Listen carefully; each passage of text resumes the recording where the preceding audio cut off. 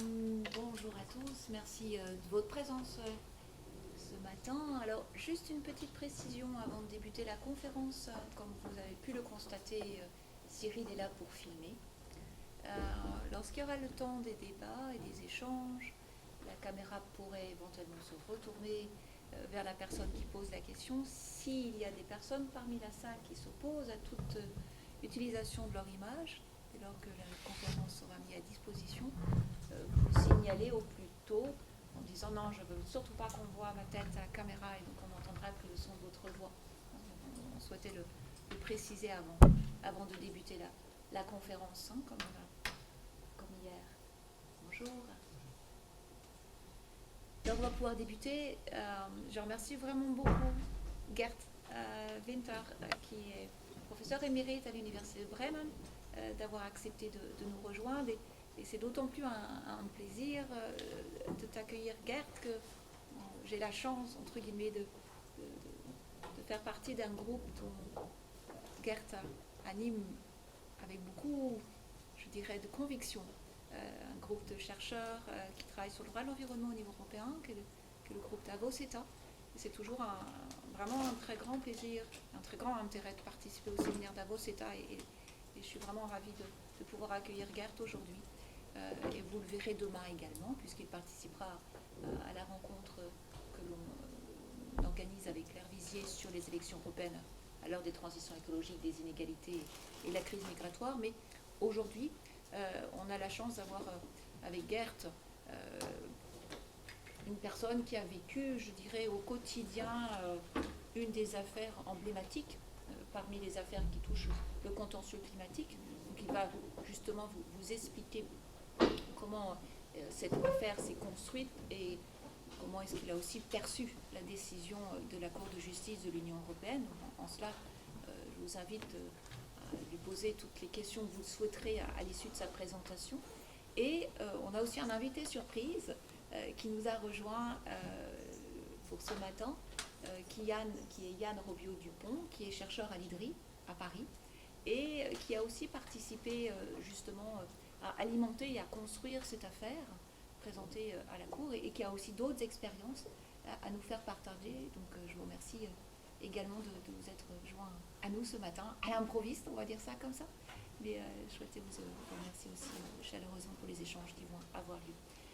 Donc, comme hier après-midi, les conférenciers vont avoir à peu près une bonne heure à leur disposition, une heure et quart s'ils souhaitent, en fonction des éléments qu'ils souhaitent nous faire partager. Et puis ensuite, il y aura un temps de débat pour pouvoir justement échanger avec vous par rapport à ce que vous pouvez penser de ces contentieux climatiques à travers cette affaire très emblématique pour les communautaristes. On va dire ça comme ça. Donc je vous laisse d'emblée la parole. Ça sera en anglais parce que c'est tout simplement plus facile entre guillemets et ça va vous faire en même temps une formation en langue anglaise. On va doubler entre guillemets l'utilité de la conférence. On vous laisse la parole. Merci encore. Thank you very much, Nathalie. It's a pity that my French is not sufficient to speak in French, but you are invited to pose your questions in French. My French is yes, in French. My French is maybe sufficient to understand, although I will react in English. Nathalie, thank you very much for inviting me to this seminar. We have been in touch and cooperated for a long time, and I have always highly estimated your interest in interdisciplinary subjects, law and subjects, including law and sociology. But today it will be law and sciences, and I'm very happy that Jan came. We have cooperated on the case I'm going to present, but I know him as a very important figure in international climate science. He has massively contributed to the reports of the IPCC, that is the Intergovernmental Panel on Climate Change, and you probably are aware of the very important reports they have produced, very important in terms of science and also in terms of pushing politics to do something about climate change.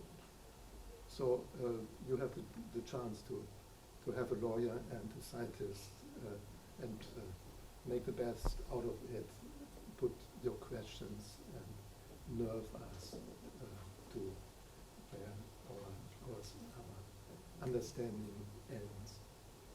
Okay, now what I will do is to present this case. First, I put the first slide on general overview of climate litigation to the end. I just drop into the applicants, the defendants, the stage of proceedings. I will go to the disputed matter, the relief I applied for, the substance of the action. That is one of the major themes I'm going to address, and the admissibility of the action. That's the second major theme I will talk about. And then I will propose some theoretical reflections which can be drawn from the case. And then Jan will comment and bring his own views.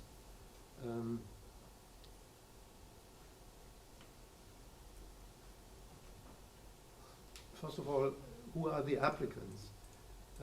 It is a case brought to the General Court of the European Union by 10 families and one association suffering damage from weather changes.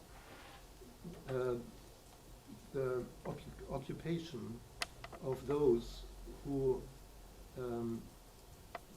apply, who file their action, is mainly medium-sized and small-sized agriculture and tourism.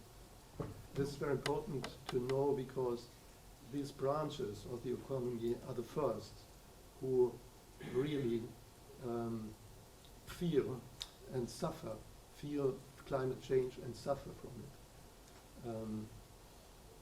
And the kinds of harm, if we look at water availability as a concern, are insufficient water, droughts and so on, too much water, rising sea level, flooding, and too warm water, the melting of the glaciers in the Alps, and the problem which is called rain on snow, that is when snow melts due to warm weather and freezes again, then the reindeer have difficulties to get through to the grass underneath the snow. Concerning geographical distribution, there's a spread over Central Europe, Northern Europe, including also from the south, family in Kenya and on one of the islands of Fiji.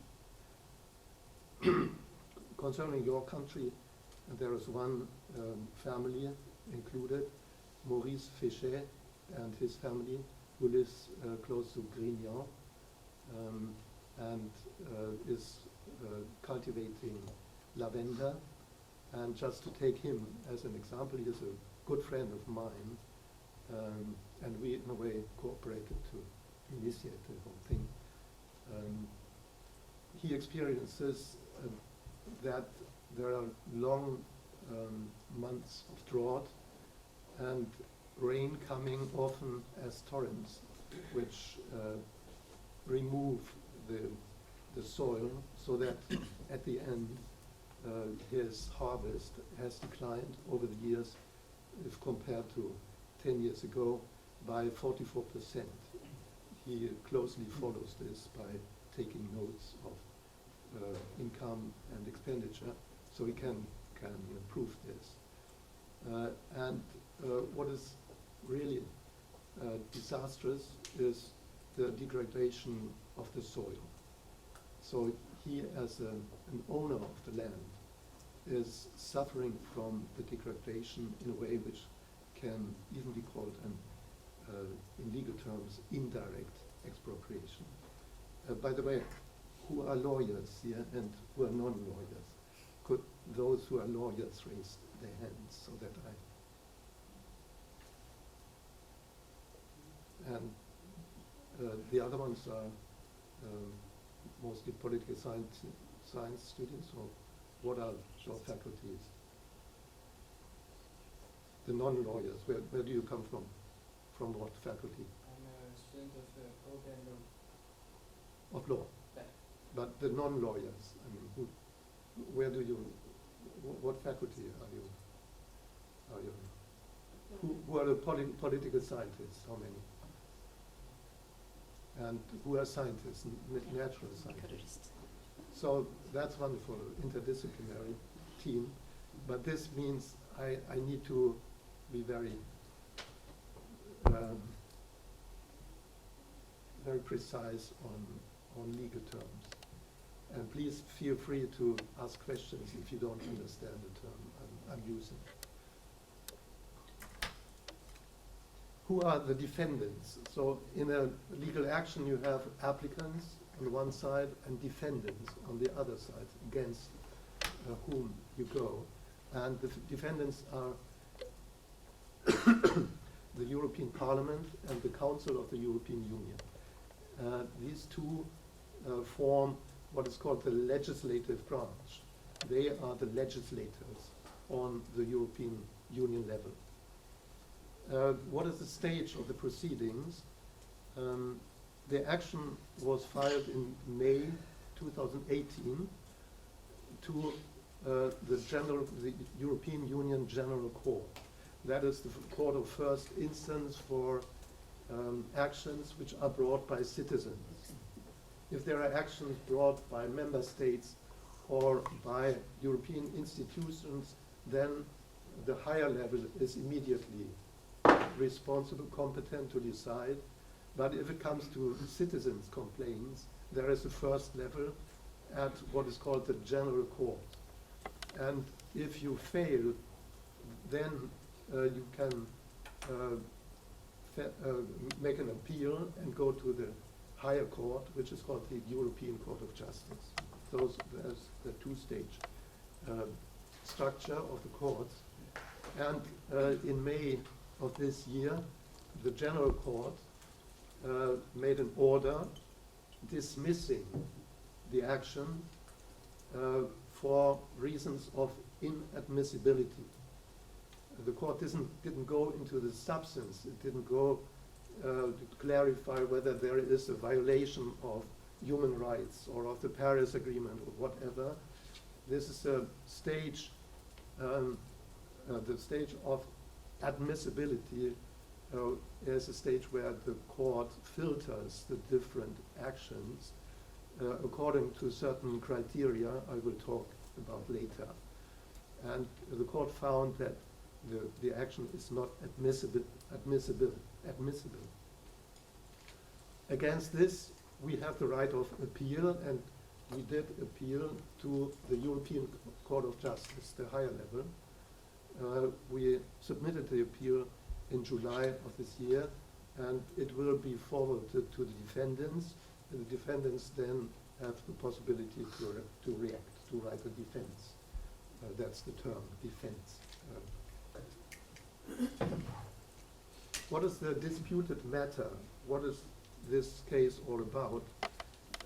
It is the compatibility of three legislative acts of the European Union with higher ranking law. So if you find that you are affected by legal acts of the Union, you as a citizen, if you find you are affected by those legal acts, then you can challenge these acts, arguing that they are not compatible with higher rank law. And in our case, the higher rank law comprises two bodies of law. One is human rights, fundamental rights of the citizens who filed a complaint, and on the other hand, international law, and more concretely, the Paris Agreement on climate change. So if you can show that there is legal action of the European Union which encroaches on your personal activities, on your rights, then you can file an action arguing that the action of the European Union is not compatible with higher rank law, violates this law, and is therefore null and void. So you ask the court to decide that this action is null and void. What kind of action is it? It is 3 legal acts of the European Union. I have listed them here. And first of all, it's the directive on emissions from heavy industry, coal-fired power plants, for instance. It's also called the emissions trading system, ETS.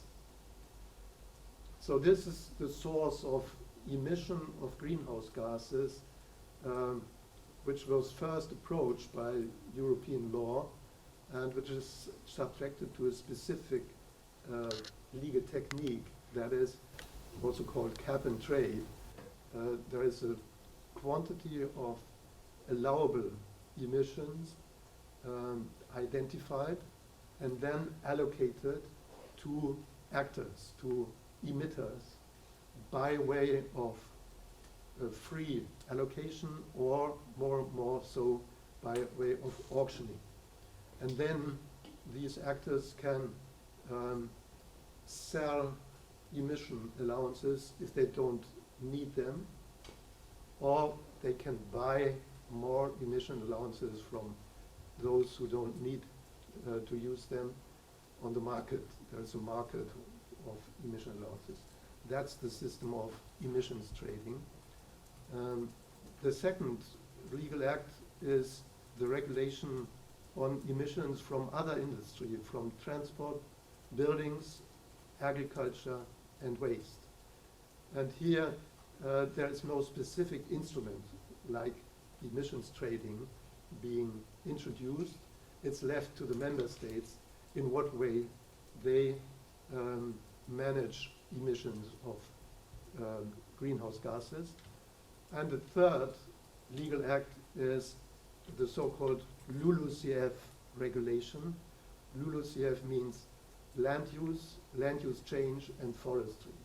So it's very important here that you have not only emissions, that is the case if you cut wood and burn it, but there is also the function of a sink, that if you grow trees, this will be a sink of CO2. This is the third regulation, and all of these taken together are designed so that the European Union, in a way, takes from the overall emission quantities in the world, takes a part, a share for itself, and allocates it to the member states. And the member states then reallocate that quantities to the individual actors. So the design is that the European Union is in charge of emissions, has made itself to be responsible for emissions, and allocates emission rights to the member states. This is important to conceive the legal acts to be acts of allocation. And I will come to back to this because there are some doctrinal legal questions attached to this. The 3 legal acts are, I'm not going into details now, are taken together, designed to reach a digression of annual emissions. If we take 1990 to be 100%, the emissions of 1990 to be 100%, then in the year 2020, only 80% of the annual emissions of 1990 shall be allowed. And the three legal acts are primarily concerned with the time, the decade from 2020, 2021 until 2030, and order that within this time, the 80% of 2020 shall be further reduced to 60% in 2030.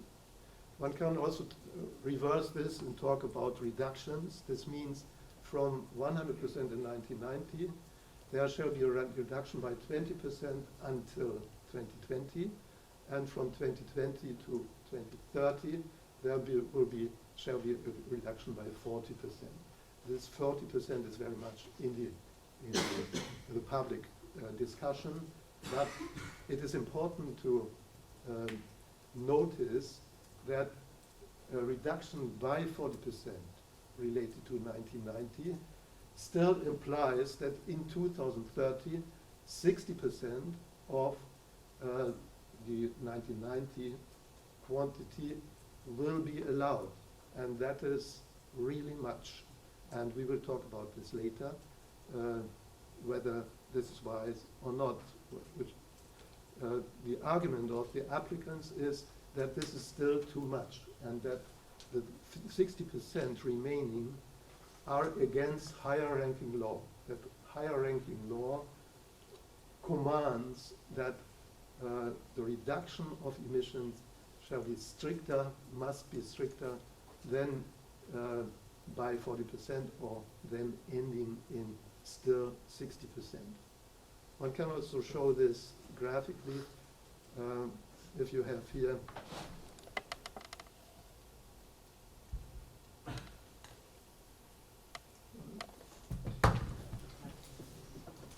you have here 100% in 1990. Until 2020, there shall be a 20% reduction, leaving 80% allowable emissions.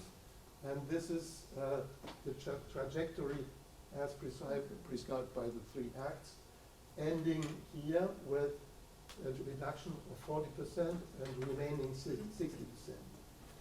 And the argument of the applicants is that the reduction must be steeper, go until 40% remaining, or reduction by 60%, or even go further to remaining 20%, or from the other perspective, reduction by 80%. And this is then the allegedly unlawful part. This is the surplus of emissions which is claimed by the applicants to be unlawful. We will come back to this when Jan comes in.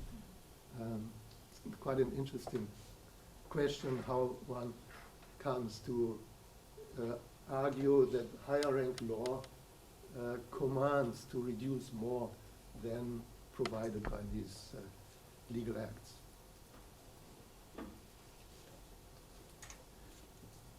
Now, as I said, the relief applied for is that the court shall declare those provisions in the three acts which prescribe the rate of reduction are unlawful and should be replaced by more stringent reduction requirements. There are some procedural intricacies here, whether one can ask the court to command the legislature to do more, or whether the action can only be that the legal acts are declared null and void. I skip this. If you are interested, I can come back to it. Now, when we look at the substance of the case first, the lawyers among the audience will know already how to proceed, legal methodology, but for the non-lawyers, I will explain what we do. It's very simple. If we want to have a judgment on the lawfulness of a public action, an administrative act, a regulation, a law, whatever, then as a first step you need to ascertain the applicable law, reconstruct what the law says, and then as a second step you apply the law as reconstructed to the case. So in our case we need to first reconstruct, ascertain the applicable higher rank law, and as a second step apply it to the 3 legal acts. And if there is a breach, an incongruity, then we can conclude the 3 legal acts are null and void because of a breach of higher rank law. Okay?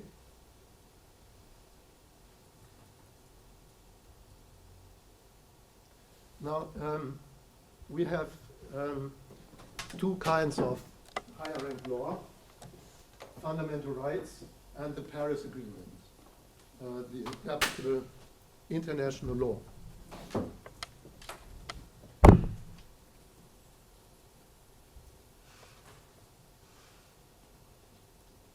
We do have fundamental rights in the European Union.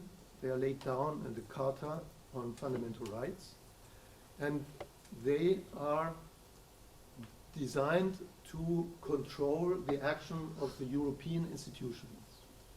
So that's different from national constitutions, national basic rights. They are addressing national authorities. So we have here human rights, fundamental rights addressing the action and inaction of EU institutions. The fundamental rights which are invoked in our case are the rights to health, to occupation, to property, to equal treatment, and to the welfare of children. That's interesting. In Article 24 of the Charter, we have a specific right of children, children's welfare. We intentionally asked families to act as applicants. They children, so the question of the reach of the law into the future is also part of this action.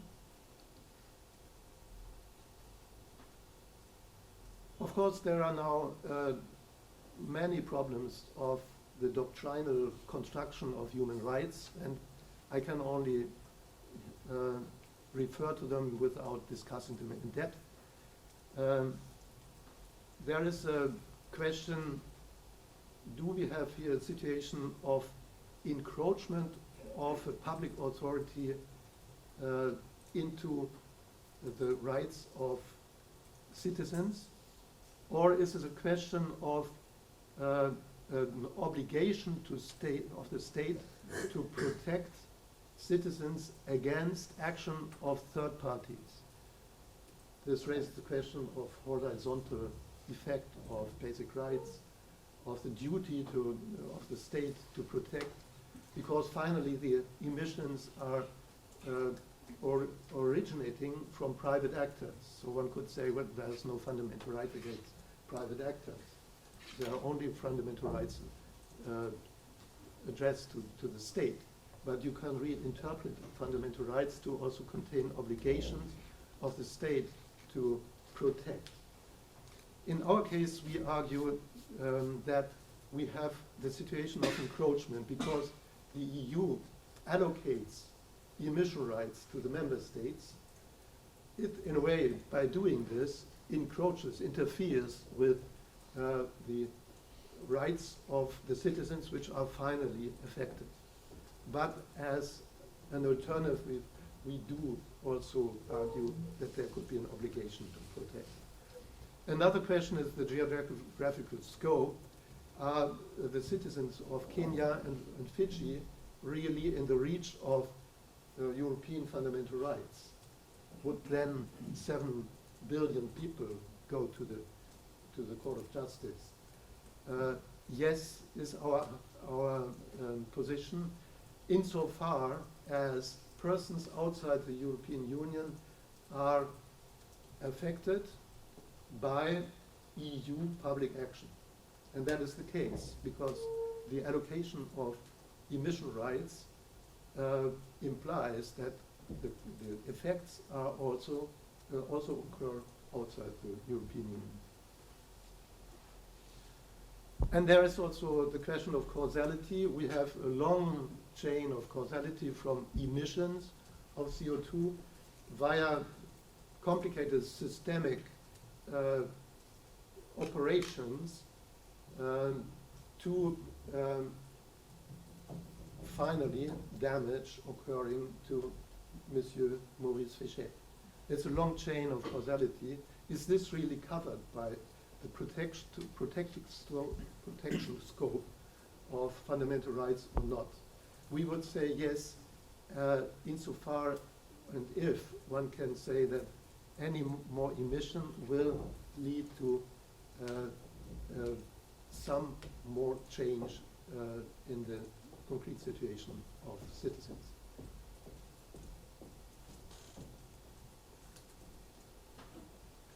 Fundamental rights are, this is the last doctrinal remark on fundamental rights, are not as often perceived in public debates just a guarantee of protection against damage. No, unfortunately, or maybe realistically, there's always a second step. If you show that prima facie, a fundamental rights is harmed because you lose your occupation, your property is less profitably usable, and so on. If there is an interference, a harm caused, then there's always a second step to be taken, and that is if there could be a justification of this damage. And that can be if there's a public interest, a high valued public interest, or if there are competing interests, private interests, protected by fundamental rights on their own. This is the second step to be done, which brings in, for instance, the issue of safety of energy supply. If we cut down emissions immediately, then we have a risk of, in terms of safety of energy supply. That's the public interest. Or many people lose their jobs in the coal mining industry, and so on. So there must be a weighing of interest, and that is the second step to be taken into consideration when you go along the basic rights reasoning.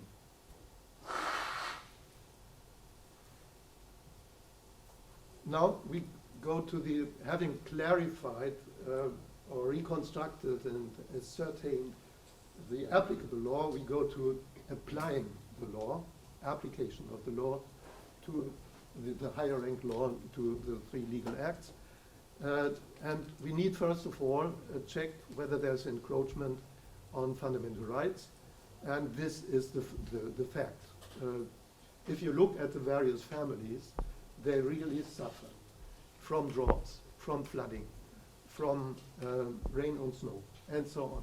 And as I told you before, Maurice Fichet has experienced a reduction of his income from lavender by 44%, which renders his business, the lavender business, unprofitable.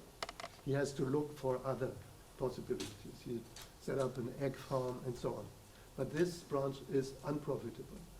The forest owner in Portugal has lost his forest, and his business is unprofitable. This is a kind of indirect expropriation. So the first step is to be affirmed. Then we go to the next step. Could there be a justification of this encroachment on fundamental rights? There is a public interest, because the energy transition takes time. We cannot stop emissions right away. There's a question of safety of energy supply, but the logic and doctrine of fundamental rights is such that if there are competing interests, or if there is a public interest in continuing practices, these practices must be reduced in order to protect the primary fundamental rights by whatever is technically and economically possible. Here we have the proportionality principle. You can pursue competing interests, but only if this is really necessary. Really necessary means those other interests must do what they can in order to reduce emissions. And this gives us a criterion of asking the defendants, did you really do what is required? Did you do a research? And our argument is no, they didn't. The 40% reduction came out of the blue. It's a more or less political agreement. And what you need is to go through all of the different sources, big in large industry, small industry, agriculture, transport, and so on.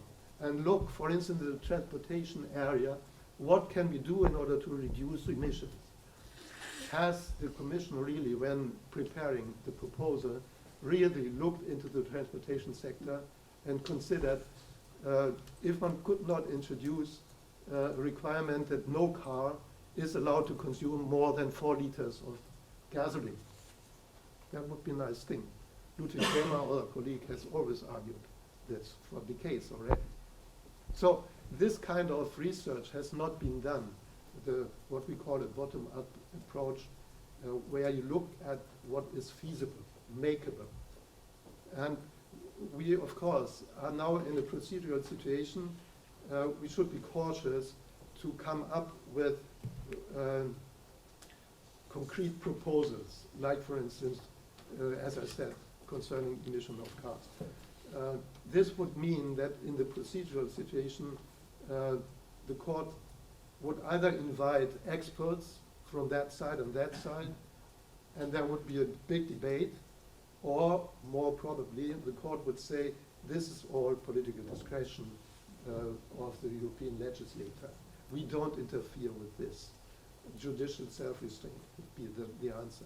Therefore, we, in a way, move a little backwards and say the law at least commands that the legislator, and more particularly the Commission as institution preparing legislation, should have developed a sound methodology of how to search for technical and economic capability.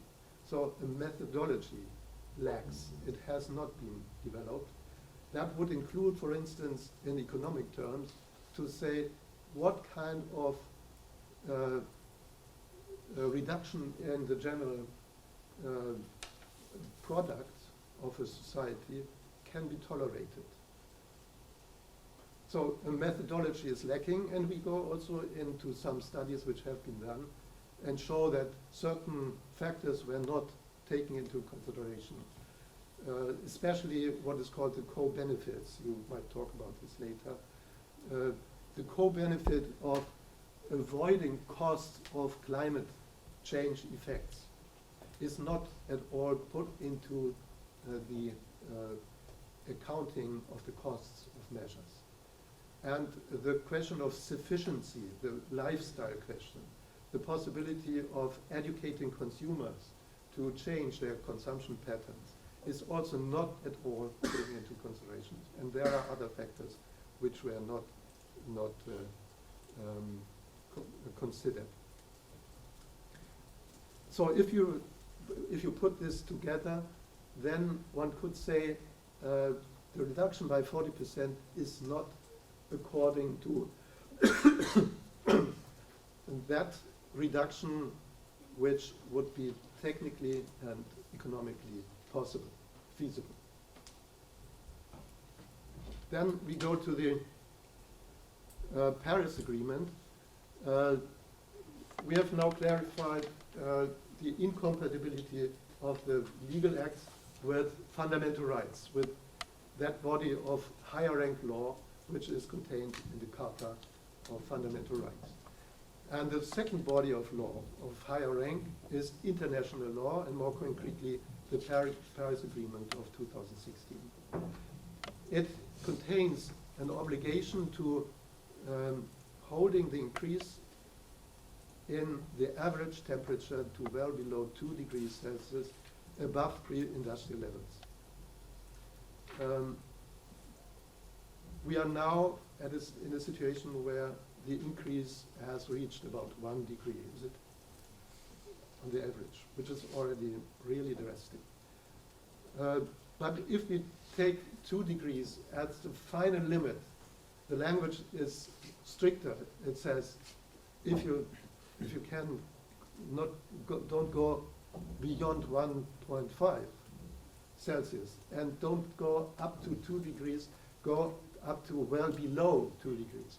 But in the pragmatic situation, we just say, okay, let's take 2 degrees as the final limit.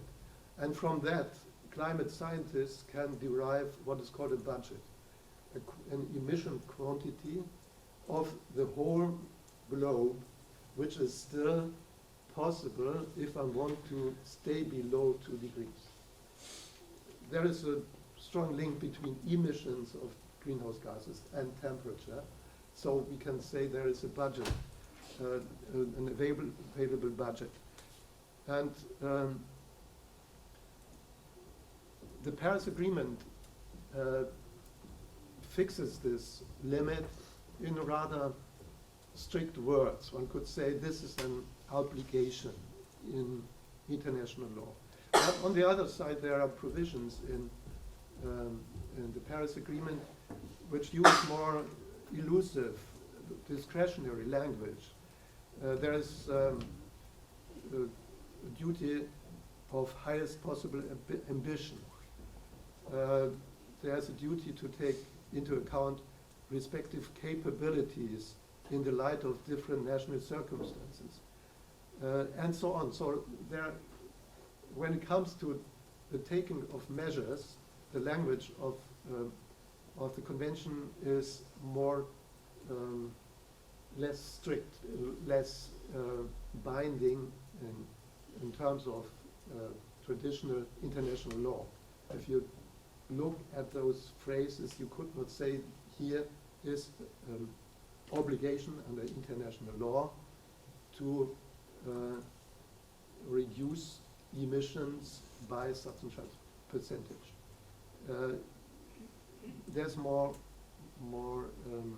discretion opened up to the member states. And I think there is a lack of fit between the strict 2 degrees limit and the measures. And as if I understand climate scientists correctly, they take 2 degrees as a strict limit and take those obligations, which are phrased not in really binding language, to all related to the 2 degrees limit. So there's discretion of doing this or that, but all are obliged to never to exceed the 2 degrees limit. And lawyers, international lawyers, tend to see this differently. They tend not to take the 2 degrees limit as absolute binding, but rather look at the obligations which are concerned with what measures shall be taken. And they forget about the 2 degrees limit and just say, well, do what you can, and so on and so on. So there's a certain incoherence here. And in a legal case, you need to take this into account and make a strategy out of it. And what we do is that we have a 2-step approach. We say, first of all, we take the 2 degrees as obligatory. We derive a budget from it and allocate it to the EU and so on. And everybody, all states must take the 2 degrees as binding, but as an alternative, we, in a way, take a second look at the obligations, what measures shall be taken, and allow states to apply these criteria and losing sight of the 2 degrees. That's a fallback position, which lawyers would probably support. So we have a 2-stage. We said, first of all, you need to keep the 2 degrees limit, and as a fallback position, we say you can exceed it, but at least do what you can, do what you're capable to do. And if you apply this logic to these requirements of the Paris Agreement to the 3 greenhouse gas acts, one would first of all check whether what the available budget is for the EU, and whether it was exceeded by the 3 GHG acts. And climate scientists have calculated the overall budget the globe has still to consume. It is in the range from 342 to 992 gigatons from the year 2021 on. So the whole globe has this budget. And the range shows that there are many different models behind, ranging from a lower to a higher level. And this quantity is then to be allocated to the various states in the world, including the EU. And here, of course, the question comes up, according to what criteria? There's a budget, it's a scarce resource. How do we allocate this resource? And as I said before, in this step, the first step, the budget is fixed. It cannot be enlarged. And then there are different criteria, and Jan will take this up in more detail afterwards. There are criteria according to the capability of a state, according to past responsibility, how much have you already emitted in the past, to the high ambition any state may be able to afford, and so on. What we do is to propose what is called the equal per capita criterion, which we derive from the Charter of Fundamental Rights, the equal treatment criterion. Here we, in a way, make use of the fundamental right in order to interpret the international convention as related to the European Union. And this means that every person in the world has the same share in the overall budget. And then you multiply this by the inhabitants of the European Union, and then you get the budget for the Union. And this is a budget ranging from 22.2 to 65.6 gigatons. Overall, the whole budget, which is still available for the EU in the year 2021. Now the question is, of course, do we take 65 or 22 as a guidance? And our argument is we have the precautionary principle, which advises to take the lower value, that is 22.2 gigatons, as a basis. So now we can imagine the EU has this budget. How should it use it? How should the EU make use of it? There is a budget, and every year a slice is being consumed. How do you do this? It can be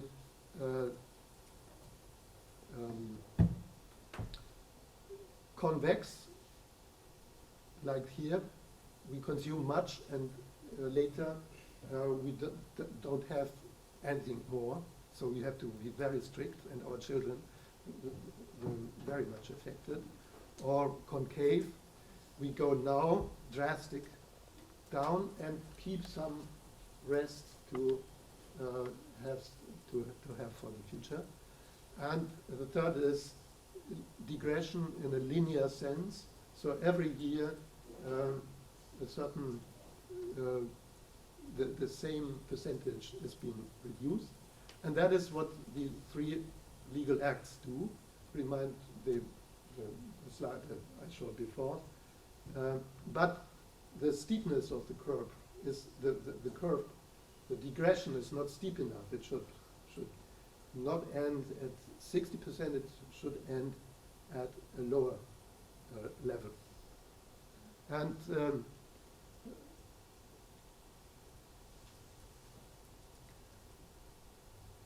if we take this is a slide, a figure produced by Jan. It shows the 3 possible budgets: the lower budget, the higher budget, and the average budget. And everything here is the overall budget of the EU. It is larger if we take the higher value. It's smaller if we take in terms of precaution the smaller value. And if we go here to the 80% in 2020, we have a very steep curve here, reaching 0 in the year 2034. And this means for 2030, the year where the 3 legal acts end, that will be 20%. Yeah? So remaining 20%, a reduction by 80% by the year 2030. And if you compare this with the 3 legal acts, they end here, 2030. Here, 60%. 60% remain. So if you apply with a strict connotation of the 2 degrees, apply the Paris budget and do it with precaution, then in the year 2030, 80% of the annual emission in 1990 must be avoided, and the allowable rest is only 20%. This is a slide concerning the 1.5 budget. You see here, we would have to be at 0 already in the year of 2026 if we want to stay below 1.5 degrees.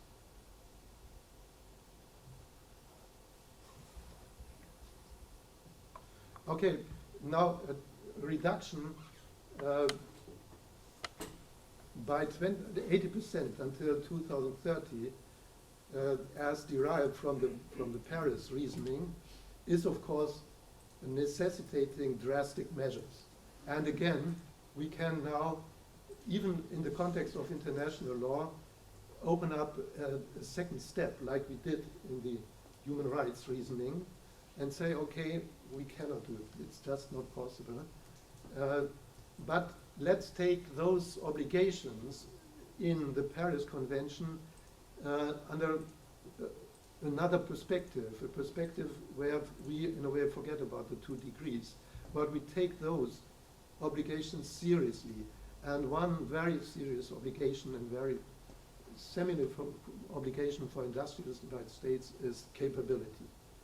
Technical and economic capability. And here we are now in international law at the same step or at the same criterion as we were when applying human rights.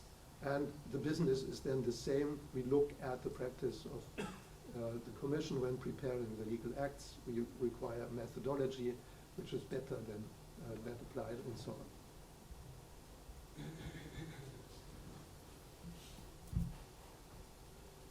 on. So much for the substance of the action, and I'm afraid I talked too long already. No? Now there's another chapter to be addressed, and I will cut it short. That is the admissibility of the action. As I said before, courts, before going into the substance of a case, first filter actions, and that is called checking of the admissibility. They don't want to be overloaded with cases, and they apply criteria of filtering. And one filter the European Union has introduced is what is called individual concern and direct concern. Direct concern means that the person filing an action must be affected by the legal act per se, so that it could not go to a national court in order to first of all check the legality of action at national courts, and then if there is a case, a question of European law coming out, then the national court can submit a question, a preliminary question to the European Court of Justice. I leave this out, we can discuss it later. There are some complications, of course, in this case concerning direct concern. The direct concern criterion was not raised by the court. The General Court, when dismissing the action, concentrated itself on the other requirement, that is the individual concern. An applicant has to be individually concerned by the act he or she challenges. What does that mean, individual concern? And here we have a very strange interpretation of the European courts, which is going back to a case brought by a firm owned by Mr. Plowman.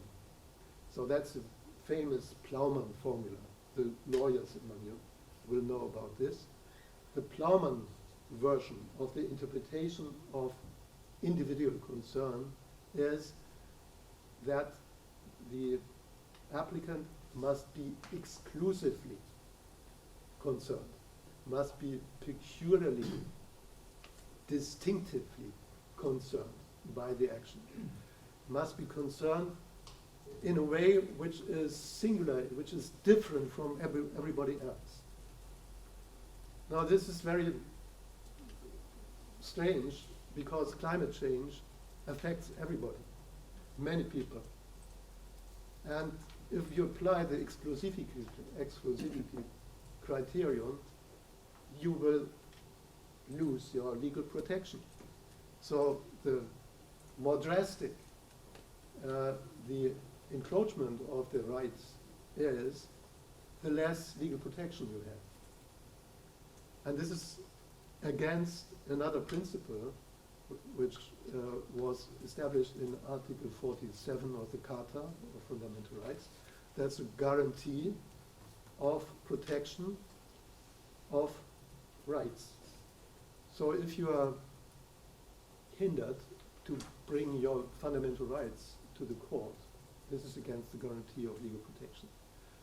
This has caused us to take a two-step strategy. First of all, like lawyers do, they try to not to modify the law, but to reinterpret it, to apply it as it was traditionally applied. And in this case, we say, well, all of our families are differently concerned. One is a lavender farmer, the other one is a reindeer farmer, one is offering touristic services, and so on. The court did not really accept this. It said, okay, maybe they're concerned in different ways, but in legal terms, this is not to be considered as a difference. Nevertheless, we bring this to the attention of the European Court of Justice again, asking whether he could not apply the Plowman, the narrow Plowman understanding to this case and say, okay, yeah, there are differences of affection. But as a second step, we go more deep into the case and say, you need to change this interpretation of individual concern. And we have shown that almost no legal order in the world applies such a criterion of exclusiveness. Many legal orders do have a requirement of individual concern, but this is interpreted in the sense of personal concern. You need to be personally affected. You cannot bring a case to a court where another person is affected. You are, as a person, you bring your own case. That's what those legal orders who apply the criterion of the individual concern use as a filter for court action. And we add to it, because the Court of Justice is, of course, afraid of what is called the floodgate, that the gate is open for many, many actions, because by laws, by legislative acts especially, many persons are affected. We add to this, proposing that the court could say, okay, but the personal concern must be serious. We could even say there must be a kind of encroachment on the essence of the human rights. If you look at Article 51 of the Charter, you will see that there is an absolute protection of fundamental rights when it comes to the essence of the right. And as an example, the guarantee of property allows expropriation, but only on the basis of a law and against compensation. Here you see that the essence of property is addressed by rules on expropriation. And we could say that, for instance, Maurice Fichet suffers indirect expropriation. So we could introduce, in order to prevent the floodgate, kind of criteria of strictness of interference with fundamental rights. We could also introduce a criterion saying there must be fundamental rights which are encroached upon, and it's not sufficient that you show that you have a right allocated by a simple act. So we offer all kinds of possibilities of reinterpreting the term individual right, and the court will probably answer, we don't need to do this. Even if we deny direct access, go to the national court and try what is called the preliminary ruling. Go to the national court and ask the national court to submit a question to the European Court of Justice whether the three legal acts are unconstitutional or not. We answer to that that this would not be possible for a national court to submit such a question, because the national, the member states can go further anyway. And if this is a duty, this is a question of national fundamental rights, not of the EU fundamental rights. And if we want to check the constitutionality of the three EU acts, we need to have direct access to the European Court of Justice. Well, there's also a case of association action here. The association is one of the Sami, young persons of the Sami people, and they are mostly from reindeer herding families. And here we have an interesting aspect of individualism. The criterion of individual concern means that you as a person, as an applicant, must have individual rights. With the Sami people, the reindeer are individual property, but the grazing rights are collective. It's a collective right, and the grazing rights are affected here. So they are not individual rights, and this means that we need to reconstruct associations' actions. They are not allowed by the European Court of Justice, but the cases there are all concerned with associations of individuals. They join their individual interest. They don't have a common interest per se, but with the Sami Nuora, the Sami Association, we have a collective right. And for those rights, there should be an association action, both on the national level and on the international, on the European level. Okay, so much, I think. I have some more theoretical considerations. Maybe we can come to that later. One is on the role of courts and the separation of powers. One could say, why do you go to the courts? Let it do the Fridays for Future, democracy, the legislature.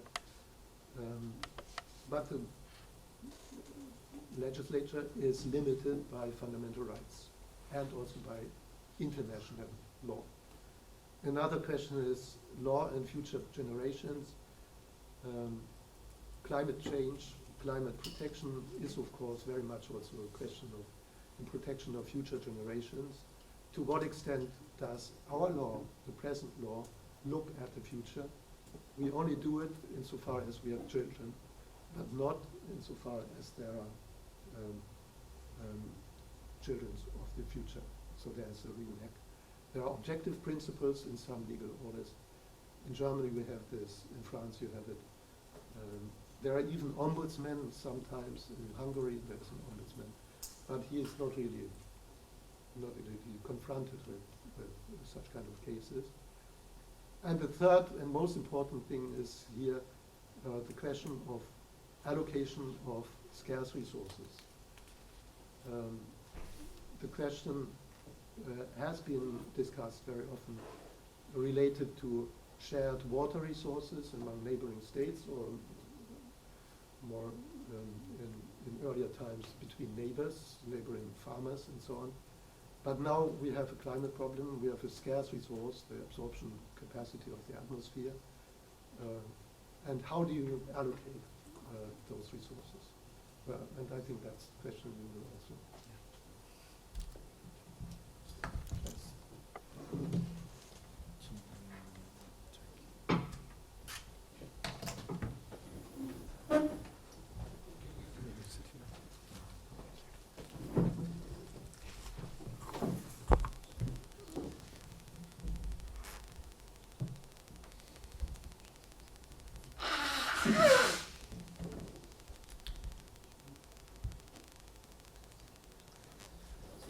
So before I start, I have to say that while I'm at the IDRI now, the work I'm presenting was done prior to this, so it doesn't reflect the view of IDRI. And so it's dealing with attributing the responsibility to reduce greenhouse gases emissions. So as Gerd said, You can speak French if you like. As Gerd said, so we had to derive those calculations for the court itself, for the case itself. And so the idea was to start from what the world can emit. I won't go through this in too much detail. And then try to start from the per capita principle, which was a decision also based on legal foundations rather than other scientific literature. So the idea here was to allocate a share of the global budget that was proportional to the share of the EU population to the world. And yes, and so then we either distributed the budget of emissions that was left from 2020 onwards, and so that reflects the principle of equal per capita allocation of resources, or we also provided in the case an allocation of the budget since 1992, from which we subtracted the emissions that were emitted by the EU since then. And this reflects the historical responsibility of the EU In this case, there was not much budget left by 2021 because so much had been consumed already when taking account historical responsibility. So here they are top-down criteria of equality across individual and historical responsibility. And there was the bottom-up criterion that Gerd talked about in the capacity to do more through bottom-up measures, looking at the different measures that the EU could take or the rules that it has, and that it could do more for no more means. So it might not be more expensive to do more in some cases, and so the EU has the capacity in some cases to take more ambitious targets, and that would not cost more.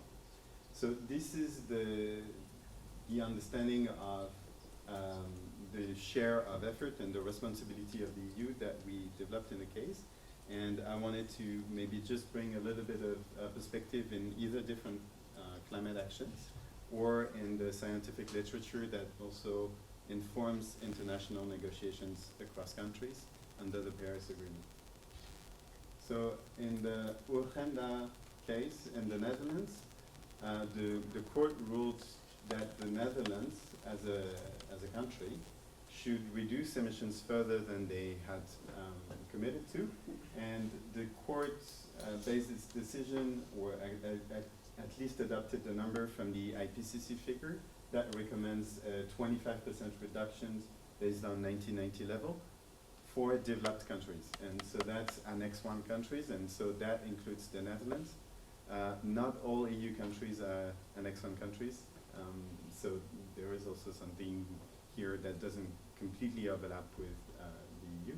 But basically, this figure of 25% was based on a range of literature put together by the IPCC on equity modeling and equity quantification. So I'll just touch very briefly on what these equity principles are, as they are discussed in the literature. This is just a few maps showing the population across the world, the emissions across the world in absolute terms, per capita GDP, so in a way that reflects the capacity to pay. That's a different way of looking at it than doing more actions for the more costs, but this reflects a capacity to act. There's the per capita emissions here on the top right, and the two on the down right corner are cumulative emissions since either 1950 or 1990. So this shows their historical responsibility. There is some overlap between wealth, responsibility, and current emissions. In the fifth assessment of the IPCC, so not the one that was used by Urgenda, but a more recent one, they highlighted 5 different quantifications for 5 different principles of equity. So in the table I showed before for Urgenda, they were aggregated, and here in the more recent report, they showed them as different categories, which in a way is useful because it separates and it allows to pick, but it also increases the spread across the different numbers we can include. So there's capability, equality, there's responsibility, capability, and need that was gathered in one category, and equal cumulative per capita that reflects historical responsibility, and stage approaches. I won't go into this. It's different approaches that have principles that start at different times. The scientific work that is working on the question tries to go beyond the budget approach, and it uses the underlying emission scenarios for the world that the IPCC is using. So not just how much emissions the world can emit, but how does it evolve through time. And these models also depend on socioeconomic scenarios, assumptions on the production of goods and the consumption and the different development scenarios that the world can choose. And from these scenarios, they aggregate and they derive the budget, but then that asks the question, how do we use the budget in a convex or a concave term? And this is already built in the socioeconomic scenario that is underlying the budgets in the IPCC. So we avoid recurring to the budgets in the literature and in the studies that we have done. And so we had quantified 5 different emissions trajectory for the EU based on those 5 effort sharing principles. So this is the historic emissions, and these are the 5 emission scenarios that the EU could follow to abide each of the 5 principles of effort sharing. And so the results, by the way, are visible on parisequitycheck.org, and you can do that for 2 degrees or 1.5, and then you can compare the 40% target and how it compares to the different emission scenarios. And it's not sufficiently ambitious to align with a vision of equality or capacity to pay or historical responsibility in this sense. So this confirms the analysis, or it aligns with the analysis that was done in the case in a maybe more direct and simpler manner. This is a more recent study that we've done, so that came out after the case in the IPCC. And this tries to associate a global warming to the ambition of each country's each country's climate pledge. And so basically that's... You need to explain what that is. So yeah, the 40% commitment resulting from the EU Act is also an international pledge to the Paris Agreement, and each country in the world is doing a pledge, or each country signatory of the Paris Agreement is doing a pledge to the UN, saying how much emissions it will emit in 2030 or 2025. And so here in this study, what we did was trying to assess how much global warming there would be should the rest of the world follow the ambition of one country or party. And for the EU, we found that the EU pledge, the 40% pledge, is in line with a 3.2 degree warming. So should the rest of the world follow the ambition of the EU, we would go to 3.2 degrees. So it also highlights the lack of ambition of the EU. And as you said before, yeah, the number for the EU is political. The pledge is political and came from discussions, political discussions. If we look briefly at commitments in other countries, there are some, so here equitable is, is maybe a stretch, but it's based on notions of equity. So the pledge of the new climate strategy of the UK that was released earlier this year, the net zero target, was also considering and referring to literature on equity-based sharing of the effort for reducing emissions. The Haut Conseil du Climat in France also referred to literature on this to justify as to whether it is sufficiently ambitious or not. And there are other countries. The EU should revise its climate pledge under the Paris Agreement. So it is discussing making more ambitious pledge for 2030 and for 2050. On the other hand, there are other countries that either didn't justify how the pledge, or where the pledge originates. So Norway, for instance, that used IPCC figures but based on solely economic distributions of emissions reduction, but that do not justify ambition directly. And so I just wanted to finish perhaps with the different other questions aside from holding governments responsible for the emissions that they are causing. There are also questions around states and regions, or cities potentially, businesses, and that depends sometimes more also on the laws that exist in different countries. There was a recent law in France, although I'm not an expert, the devoir de vigilance, that requires French companies above a certain size to disclose the risk that they bring onto the citizens, direct and indirect risk, and so that includes also emissions. And then there is also discussed internationally, there's also the question of who pays for adaptation and who pays for loss and damage. while the question of loss and damage and the responsibility for reducing emissions were discussed separately in the UN. This is also a question that relates to similar questions of equity in the literature. Merci beaucoup. On vous remercie tous les deux.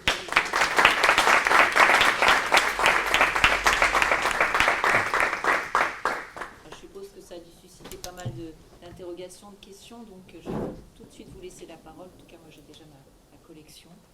Je ne sais pas si on aura le temps, mais en tout cas, à vous. Edgar, tu acceptes d'être filmé? Oui, oui. Thank you very much for your very interesting presentation. This is a very, very interesting case. And I would like to ask you if you have considered taking this case if the admissibility is denied finally in appeal. If you have considered taking this case to the European Court of Human Rights, if there's a possibility also to go there, because they are denying the access to justice to protect the human rights of the complainants. So that's a first question. And also seeing that there is one of the complainants is from Fiji.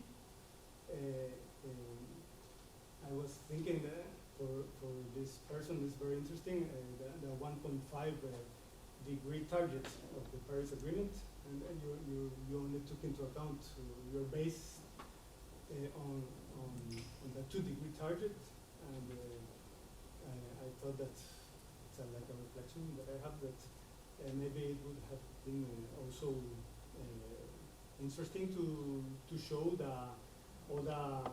based on the last IPCC report on 1.5 degrees, all the consequences also, the negative consequences, and the difference between the having rising temperature of 1.5 degrees and 2 degrees as is shown on the last IPCC report on 1.5 degrees.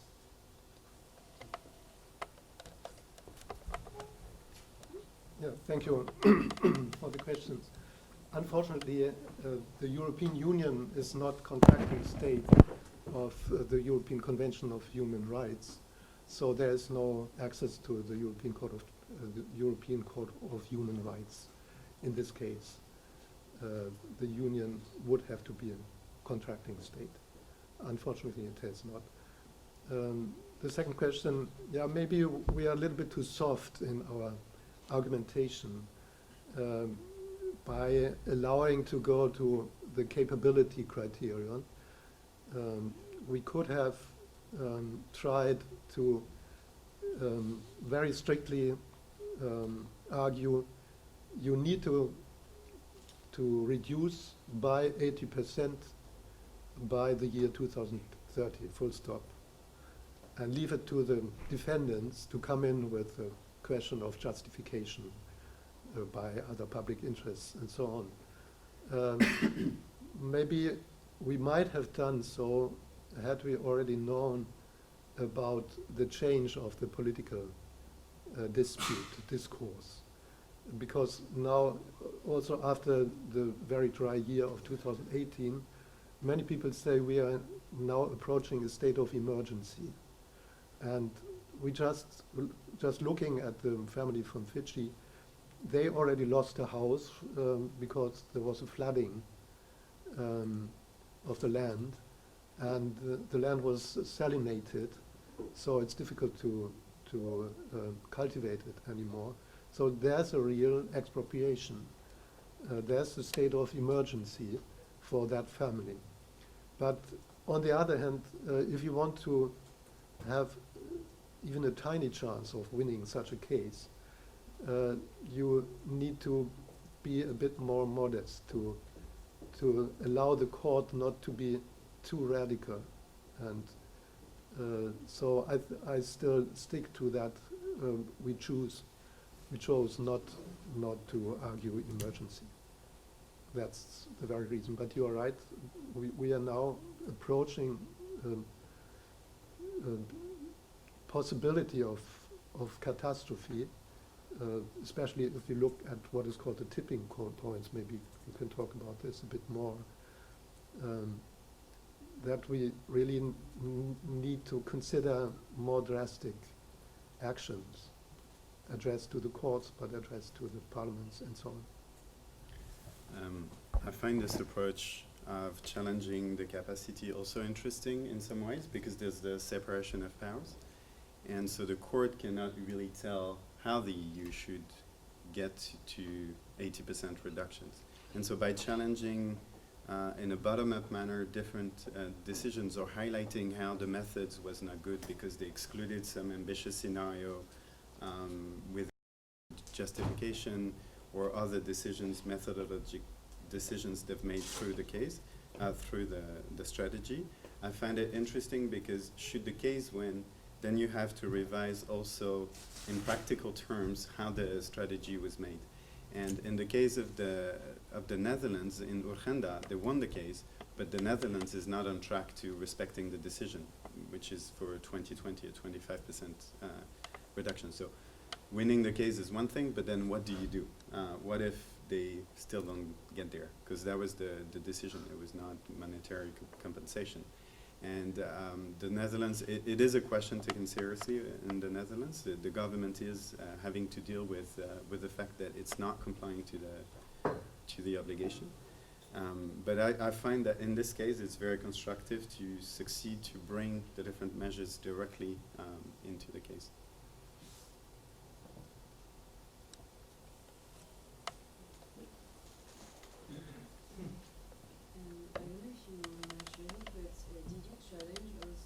Price of the carbon jam, because for example, beyond the targets, they set a price that was not able to reach the targets. So did you challenge that too, saying that with this price it's impossible to reach the targets, and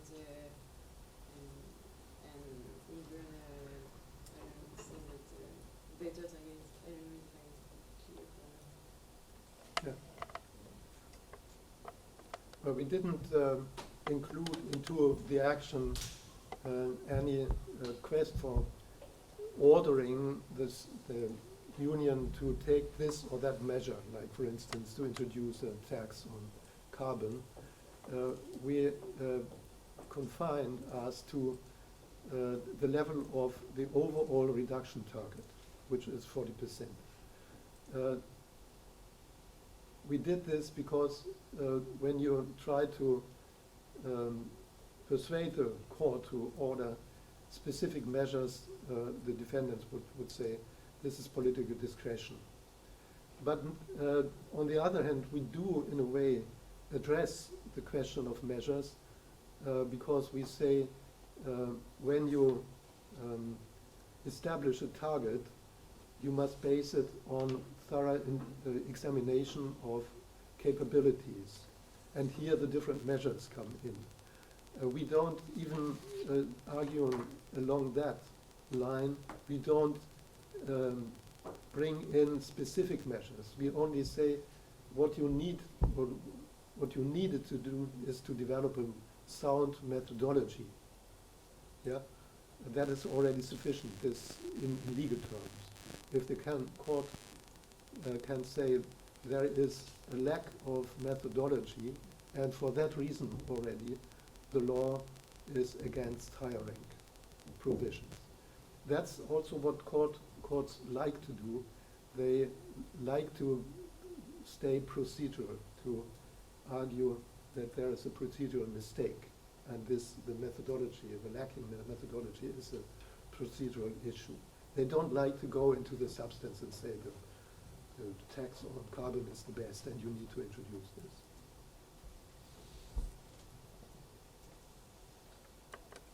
Est-ce qu'il y a d'autres questions, Claire? Peut-être la caméra aussi. Thank you very much for this very interesting speech. I think there is still a part of uncertainties, scientific uncertainties in the way we can count the budget of CO2 for European Union. So I wonder if the precautionary principle could not be invoked in order to put more ambition to the European Union law. Maybe I can start on the uncertainty. There is an uncertainty as to how much there is left, how much CO2 there is left for the world to emit if we want to stay below 2 degrees or 1.5. It also depends on what does it mean to stay below 2 degrees or 1.5. Can we temporarily cross the threshold? That's one question. How likely do you want to be to stay within 2 degrees? Is 50% enough? Is it 60? Is it 2/3 of chances? Is it 80%? And so, of course, if you want to be more certain, given the general uncertainty, then your budgets get slower. So that's to deal with the physical uncertainty of calculating what the EU should do. And then there's the question of what is the share of that total across, how do you share across different countries? And then it's not so much uncertainty, it's more decisions and understanding of what is equity, and then how do you quantify it? For quantifying it, it's all normative decisions that we make when we do equal per capita. For instance, if you say equal per person now and you take the population of the EU in 2020, you just take that number, do you take a number that changes over time with the predictions, and then how do you use the budget? Can you use it in a linear way? And then what does it mean for next generations? So these are all sort of decisions that we take. It's not uncertainty per se. It's a position that either the modelers, such as me, are taking when we do the modeling, or the judge also agrees to follow. And that's why I think that the IPCC has such a strong power as a evidence or as proof. I'm not sure how you qualify that. For the judge in Urgenda, because it is a complicated discussions as well with normative decisions to make, and there are scientists working on it, also with philosophers and so on. And so either the judge can choose to follow, for instance, what the IPCC is saying, but it's also an intergovernmental panel, which means that the reports are approved by government, and it does not include national recommendations for emissions reduction, because governments do not approve to have that in the report. Or the other option is also to go through calculations that we justify through the calculations by saying it's the equality criterion and so on that we think the judge can receive. Okay. So I imagine the European Union will justify the calculation they have made based on scientific. I'm not aware of any calculation. No. It is a Okay. political target. There is, interestingly, in the 3 acts, there is one part that is market-based, so it's the carbon price we're talking about. And there's one part that is defining how much each state should reduce emissions to get to the EU total. And that division of effort is the same question that we're asking getting from the global budget to the EU. And the EU has chosen an approach based on capacity to pay, so just GDP per capita. And they made a formula, but only to derive the distribution of effort within the EU. And they did not use the same formula to calculate their share. So there is an inconsistency here, but it is considering, I think, the literature for the revision of the next climate pledge that it will make to the UN. And as I was saying before, some countries have used it, some others have not. All countries are required by the Paris Agreement to take into account considerations of equity, and they say common but differentiated responsibilities and respective capacities. And they have to justify, but it's very vague in how it's supposed to be done, and there's not much details in the pledges of the countries. I think that's a very interesting question related to the science-law interface here. I would say precaution should be used for your first category, where there is physical causality which cannot determine with 100% safety. And this is related, for instance, here to whether we take the budget reaching until this line or only until this line. And precaution would mean we take this, the lower value of the budget. But then you went on talking about the parameters. If you apply path responsibility, for instance, do you go back to 1950 into 1990 or so on? This is not a question of precaution, but of, at least in part, of legal interpretation. So if you go back to 1990, arguing past responsibility, which implies that you don't have much anymore now because you consumed everything before, you could say, well, that's in the law because in 1990 the first IPCC report appeared. Everybody was also could not be ignorant anymore, at least not the states. So that's legal argumentation in a way. And then there's a third area which is even more legally determined, and that is what criteria you take.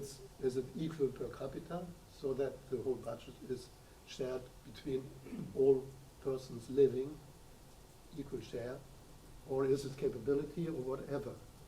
There the law comes in even more. But at the same time, one has always to consider that there is a difference between fundamental rights and international law as law, and the discretion which is there, which is opened up even by fundamental rights and international law, discretion of the legislature, of the executive, and so on. So not everything is finally determined by the law. But I think that's an interesting categorization, and also well, the question of where to locate precaution is the principle.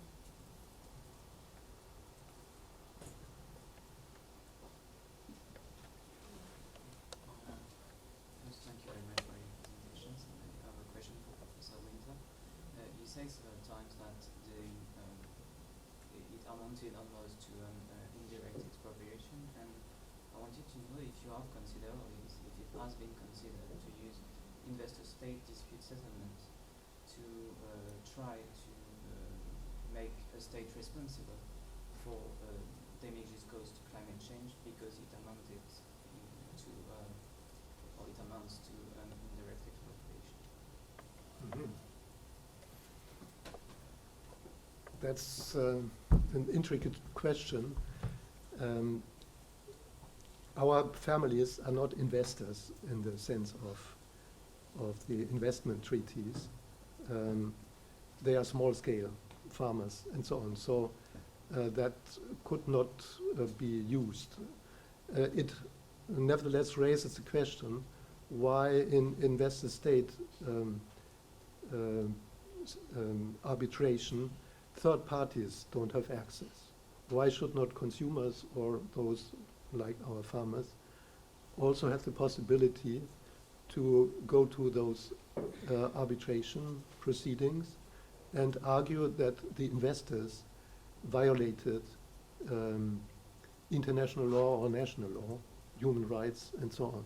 So that should be considered, and there is a debate also about that, if those third parties should not be enabled to access these proceedings.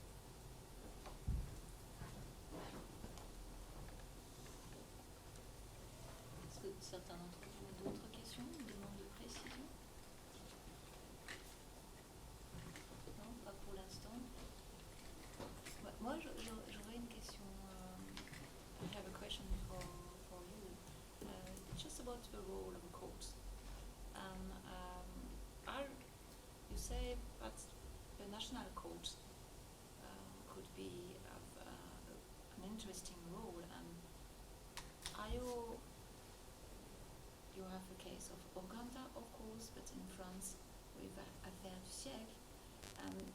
Do you think that the NGO construct a strategy to go to the national court and to go to the European court and to try to push the government to take measure, and which kind of role the court may have, because you put you made a distinction between procedural way and systematic way, and do you think for the European court it's only the procedural way to try to reinterpret the provision of the treaty related to access to justice, or I would like to know which kind of strategy you have made.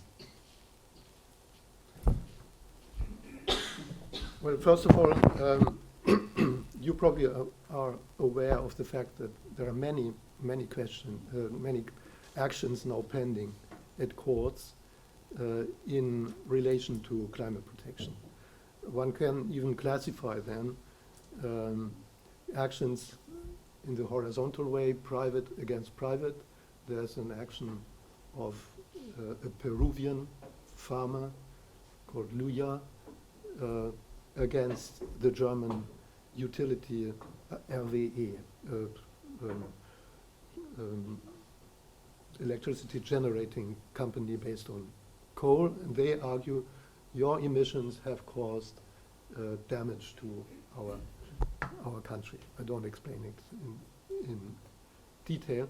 There are actions, private-public, where individuals go against the state or gender, notre faire à tous. Also here, Carvalho. This is only different because it goes to one level higher, the European Union rather than the state. There's also inverse. There's actions of state bodies against private. There are in New York. New York has filed an action against major oil companies asking for compensation for damage to New York's infrastructure. So there's also reverse. There are also actions, again, horizontal, public against public. A famous case in Massachusetts against the United States government, asking for better climate protection programming. So there are many actions now pending in Europe, in the United States, in Australia, in the Philippines, in Colombia. Not yet in Brazil, astonishingly. Not yet in China, not astonishingly. Not yet in Japan, astonishingly. So there are differences, but there's a whole wave. This raises the question, are the courts really in charge? Of course, it's democracy, it's the legislature which is in charge. But I think, although many people say you do the wrong thing, wait for Fridays for Future, wait for the young people to utter themselves. I think we need to say, if there is international law, you take it seriously. If there are human rights, you must take it seriously. Now, concerning cooperation between actions, I would be happy if there were actions in almost all member states of the European Union. Until we filed this action to the European Court, there was only agenda. And we said ourselves, if we go to the European Court, we catch 28 member states together. And if the European Court tells us go to the national courts, this would imply that all our families, the 10 families, would have to file 28 actions in the member states. And this is no good judicial protection of rights, of EU fundamental rights, because finally we are arguing EU fundamental rights, not national law, but EU law. And EU law as far in terms of compatibility with EU higher rank law. Also, if you go to the national level, you will have countries which do not apply the Paris Convention directly. They have a dualist system. Yeah? So you risk that Paris is not coming into play. You will have countries which don't allow to go against legal acts on the national level, like in France. Yeah? It is there in Spain, in Germany, in Poland, but it's not in France, and so on. So nevertheless, it's good to have all these initiatives to finally have an impact on policy, on politicians, because at the end, legislation and the executive will have to take measures. And it's of course also a question, I didn't know, but the Netherlands obviously don't abide by the 25% target. So then they don't follow the court order, but the case is still pending, isn't it, at the Supreme level? I don't know. Well, the case was There's appealed one more, and but confirmed. there's one more. And it might be, Yeah. But I know that the Yeah. Dutch government is taking that But, seriously. yeah, but this is an interesting question. If the courts are too ambitious, they risk that legislature and the executive don't take it seriously. We have this case in Germany right now. Do you know about the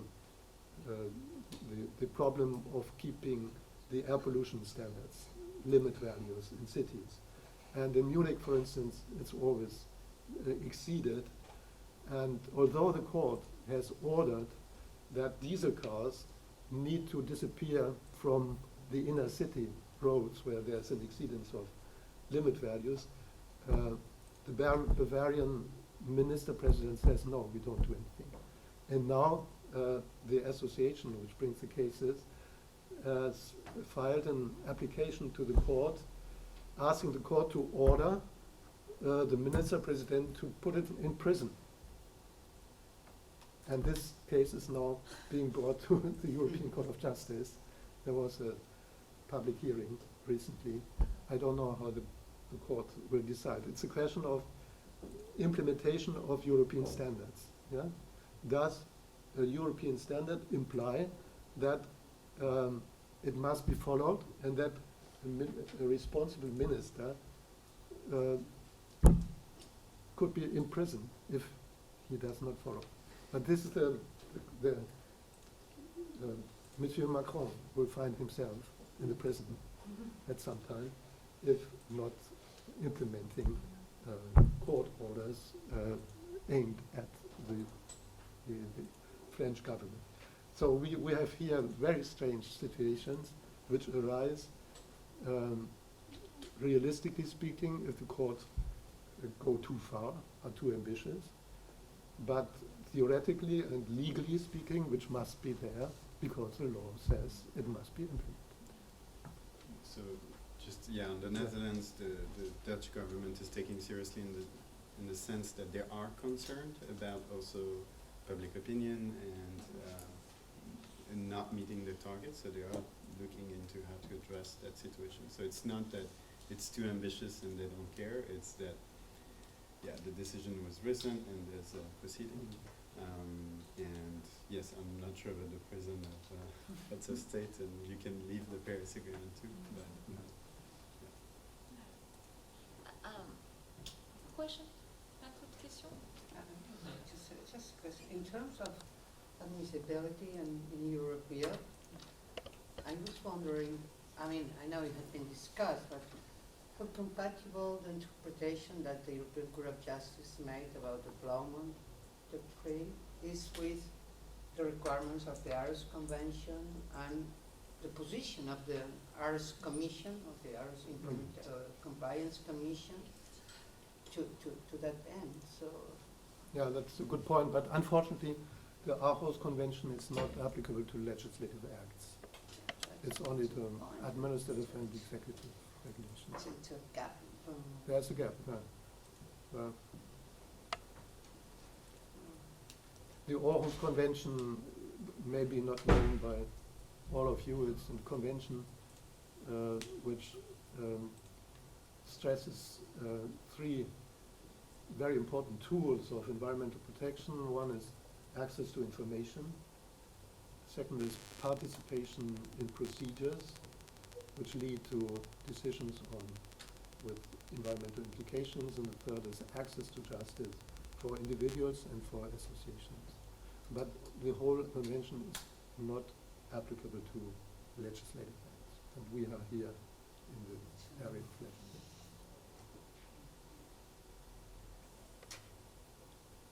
Il y a d'autres questions? Je pense qu'on arrive, oui, on arrive presque à la fin. En tout cas, je voulais vous remercier vraiment beaucoup parce que c'est un sujet qui est plus que complexe. C'est un sujet extrêmement complexe, comme vous avez pu le voir, et comme vous avez plusieurs disciplines représentées autour de la table, vous voyez bien que ce n'est pas le juriste tout seul qui peut faire quelque chose. La présence de nos deux conférenciers ce matin le montre bien. L'interdisciplinarité est vraiment une des clés pour permettre d'avancer. Donc ça c'est une petit message aussi d'espoir qu'on voudrait vous dire. Hein. Il faut qu'on se mobilise sur ces questions-là. L'autre remarque pour certains d'entre vous qui travaillent en sciences politiques, c'est vraiment des sujets aussi passionnants pour voir comment la société civile, à travers les ONG, à travers le public, peut se mobiliser.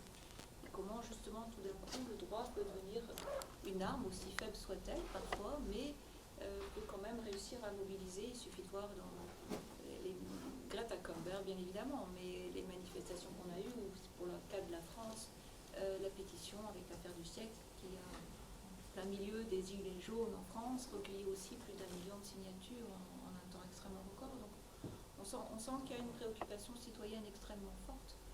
Et là, tout d'un coup, on se rend compte que le droit peut servir peut-être à quelque chose. Donc ça, c'est quelque chose d'intéressant, et pas que le droit, parce que votre présence le montre bien. J'avais juste une dernière quand même question, parce que j'avais vraiment tout un... Lorsque vous avez fait les calculs, justement, sur cette première page où vous partez de ce que représente l'Union européenne en termes de population, mais ce que représente aussi en termes de contribution aux émissions de gaz à effet de serre, est-ce qu'on calcule, entre guillemets, l'empreinte carbone? C'est-à-dire que nos modes de consommation à l'européenne, bien évidemment, impactent à travers le monde les émissions de gaz à effet de serre. Donc ça est-ce qu'on peut comptabiliser ça? On peut. Il y a des études qui le font. C'est pas le cas ici, et la raison, c'est que dans les Nations Unies, la comptabilité des émissions carbone est territoriale. Donc c'est que les émissions qui sont produites sur le sol. Et c'est parce qu'en fait l'État a justement ne peut agir directement que sur ces émissions. On ne peut pas réformer comment les choses sont produites directement en Chine ou ailleurs. On peut après avoir une influence via des prix carbone éventuellement, mais il faut que les États s'entendent là-dessus, et c'est des discussions qui sont en cours aux Nations Unies. Et donc à chaque fois qu'on parle d'émissions en général, si ce n'est pas précisé, c'est des émissions territoriales. Et ça pose un petit peu un problème, parce qu'effectivement, une partie des raisons pour lesquelles les émissions européennes ont baissé, c'est parce que l'industrie polluante est aussi partie dans les pays. Et l'Union européenne, même si elle présente un petit pourcentage, elle reste quand même si c'est en train de diminuer considérablement, mais une puissance économique encore. Oui, c'est vraiment très important. Et c'est beaucoup plus que 6% des émissions totales. Ok, merci beaucoup encore. Bravo pour la présentation.